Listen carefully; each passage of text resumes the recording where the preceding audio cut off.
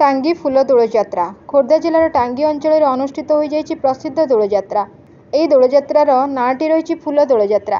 ଫାଲ୍ଗୁନ ମାସର ଦ୍ୱିତୀୟ ତିଥିରେ ଦୋଳ ପଡ଼ିଆରେ ବିଭିନ୍ନ ଅଞ୍ଚଳରୁ ନିମନ୍ତ୍ରଣ ରକ୍ଷା କରି ଆସିଥିବା ଠାକୁର ଠାକୁରାଣୀଙ୍କ ଜମାଣ ହୋଇଥାଏ ଏବଂ ତୃତୀୟ ତିଥିରେ ପଞ୍ଜିକା ଅନୁସାରେ ରୀତିନୀତି ଅନୁଯାୟୀ ପୂଜାର୍ଚ୍ଚନା କରିବା ପରେ ଦୋଳଯାତ୍ରାରେ ବିରାଜମାନ କରିଥିବା ଦେବାଦେବୀଙ୍କର ମହାମିଳନ କାର୍ଯ୍ୟକ୍ରମ ଅନୁଷ୍ଠିତ ହୋଇଥାଏ।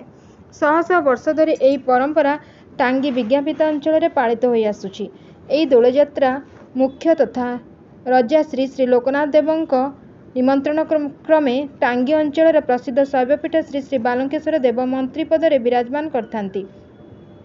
ପରେ ପରେ କୁହୁଡ଼ି ଛଅଗଡ଼ର ଦେବାଦେବୀମାନେ ଦୋଳମଣ୍ଡପରେ ବିରାଜମାନ କରିଥାନ୍ତି। ଏହି ଦୋଳଯାତ୍ରାର ପୂର୍ବଦିନ ଟାଙ୍ଗୀ ବିଜ୍ଞାପିତ ଅଞ୍ଚଳରେ ସନ୍ଧ୍ୟାଠାରୁ ପ୍ରଭାତ ପର୍ଯ୍ୟନ୍ତ ଉତ୍ସବର ମାହୋଲ ଦେଖିବାକୁ ମିଳିଥାଏ। ଗୋଟିଏ ଦିନ ପାଇଁ 44 ଦେବାଦେବୀଙ୍କର ଗୋଟିଏ ପଡ଼ିଆରେ ଏକତ୍ରିତ ହେବା ଏବଂ ପୂଜାର୍ଚ୍ଚନା କରାଯିବା ପରେ ମହାମିଳନ ହେବା ଦୃଶ୍ୟ ହିଁ ଚମତ୍କାର ଦୃଶ୍ୟମାନ ହୋଇଥାଏ।